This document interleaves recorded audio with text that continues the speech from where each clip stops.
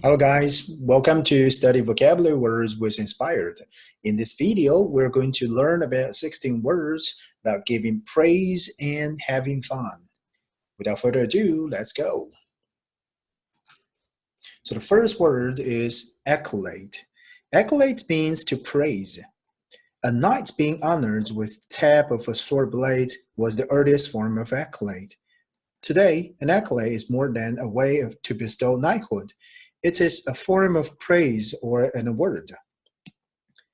In the early 17th century, the French accolade meant to embrace the neck, which was done as part of the knighthood ceremony.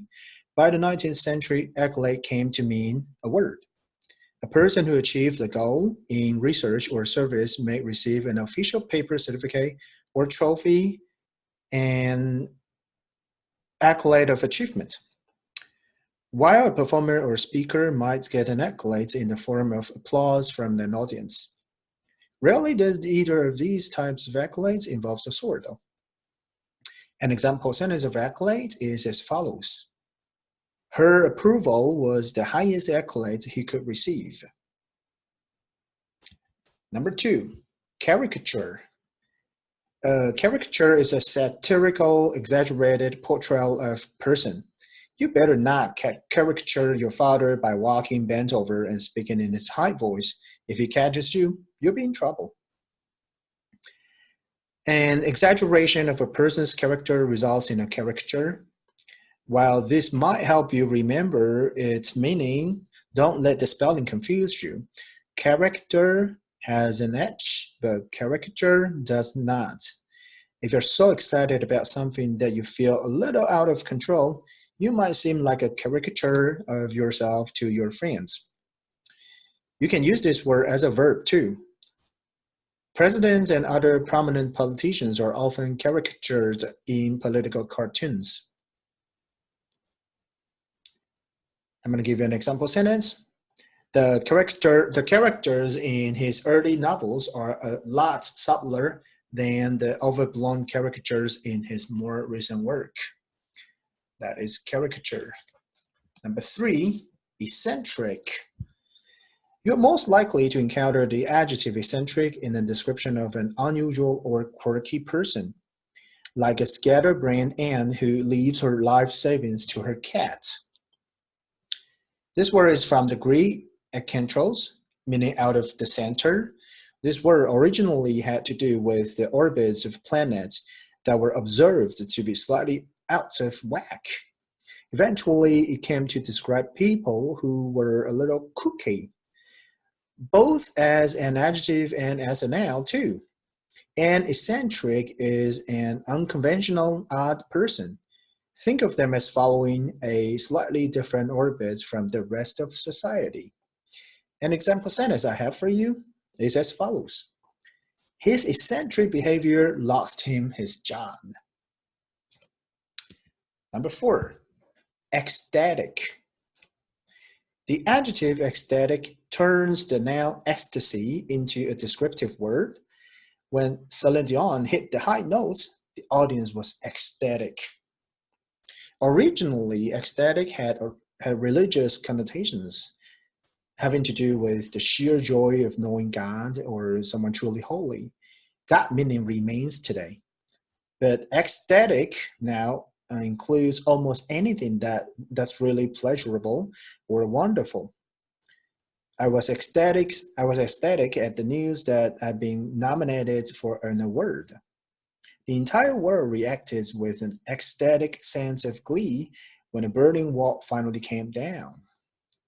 The hangover the next day, though, wasn't so ecstatic. An example sentence for ecstatic is as follows. The exhibition attracted thousands of visitors and ecstatic reviews. Number 5, esteem. Esteem means to think highly of. Esteem derives from the same Latin word that gives us estimate. And back in the days, esteem, like estimate, meant to assess or judge the value of something. That sense lingers today. When you say you hold someone in high esteem, it means you give them a high value. Unless you're a politician, in which case when you say, I hold my opponents in high esteem, you're most likely to follow that statement with a big but. The example of esteem is as follows. The church teaches people to esteem others more than themselves. Number 6, extol. If you have a crush on a guy who likes your best friend, it can be very depressing to listen to him extol your friend's virtues, while you just nod and smile. If you extol something, you praise it very highly. The Bible says, now I, Nebuchadnezzar, praised and extol and honor the King of heaven. Nebuchadnezzar II was king of the second Babylonian Empire, the one who sends the Jews into exile. In some translations of the Bible, the word honor is replaced with glorify, praise, extol, honor, glorify, all mean about the same. The Bible often uses 5 words when one word will be good enough. An example of extol is as follows.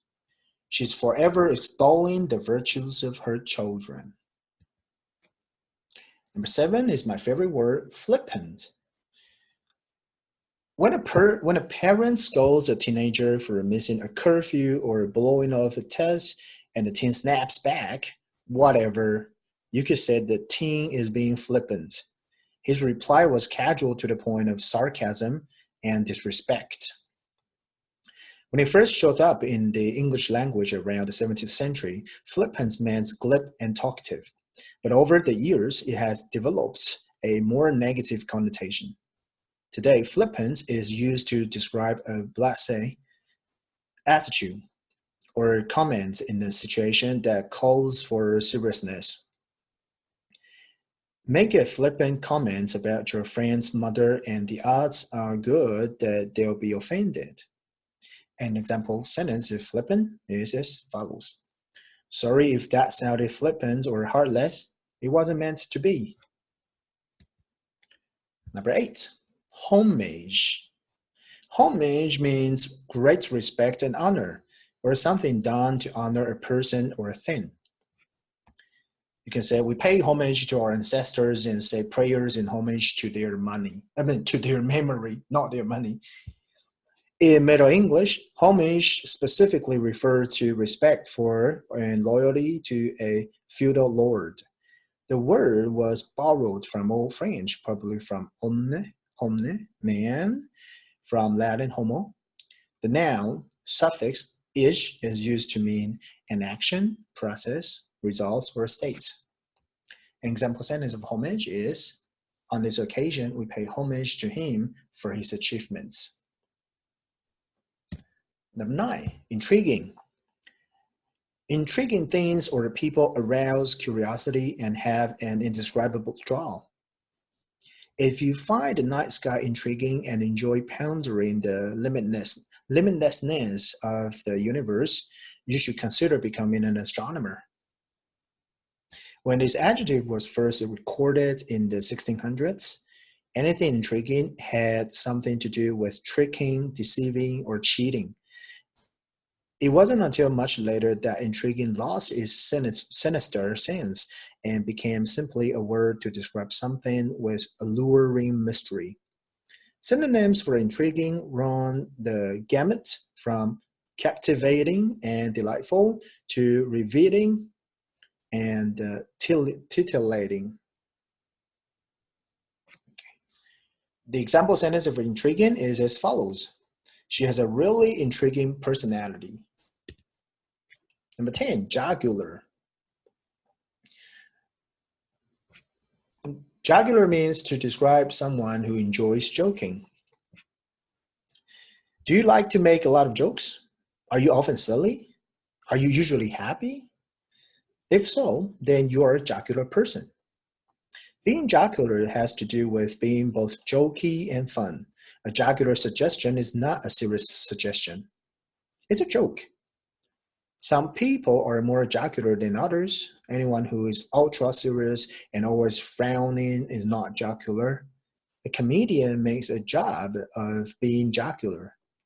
Class clowns can't stop being obnoxious. Class clowns can't stop being jocular, though the teacher might just see them as obnoxious. Being jocular is usually considered a good thing. It's not just about making a lot of jokes. It's about being happy and pleasant to be around. An example of jocular is as follows. He sounded in a jocular mood. 11. Panegyric.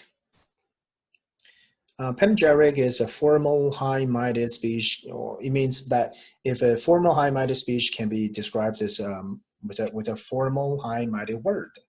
So the word panegyric, which is a very elaborate tribute to someone, you could consider most eulogies as panegyric.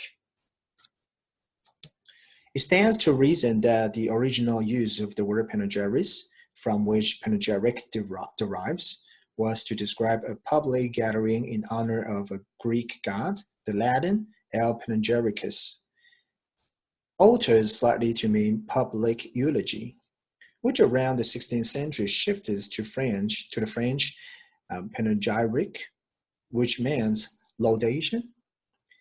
In any case, the word today stands for high praise given in a speech or a tribute, as highfalutin as the word itself sounds.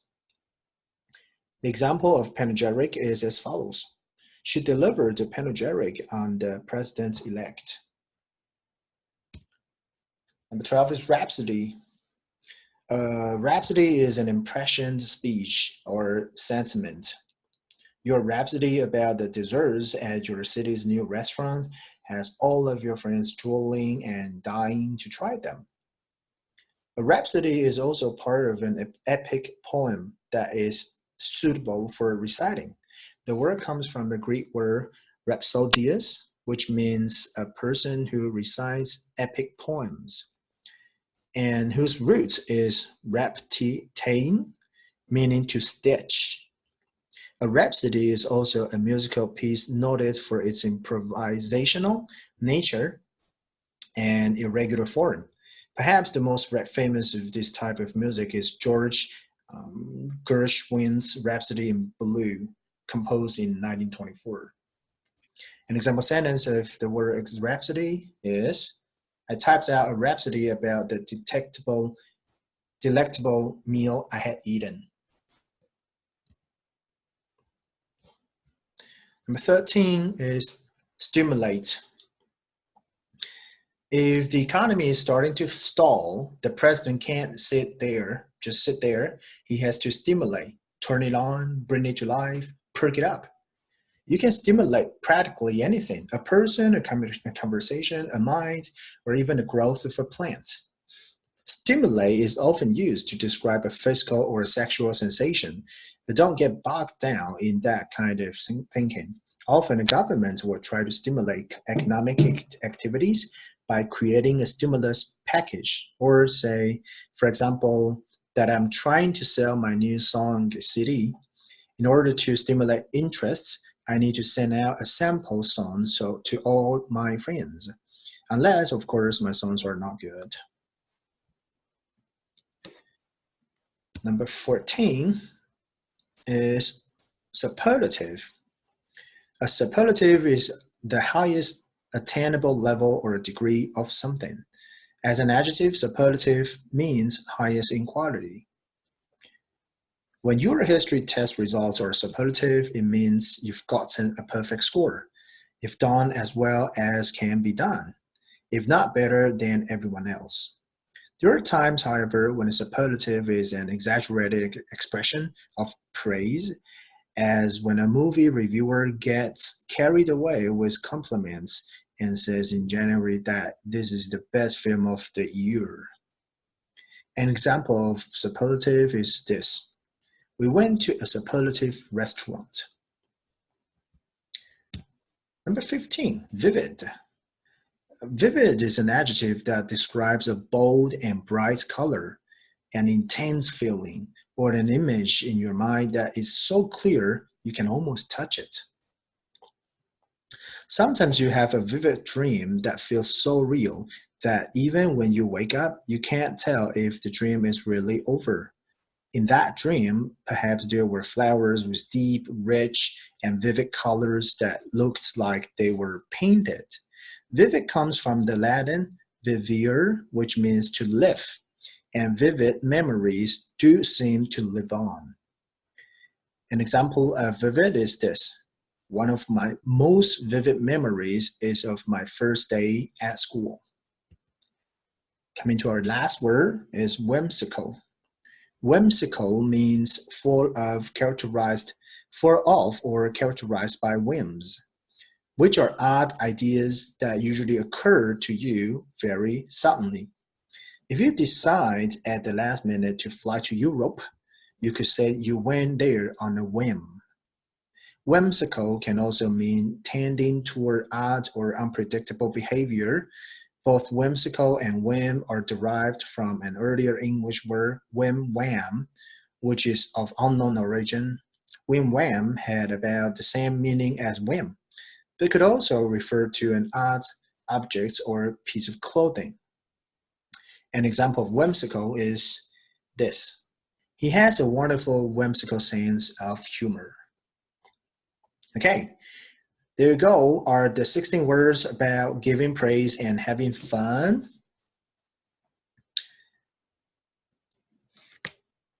I hope the video helps you study vocabulary words and prepare for your exams.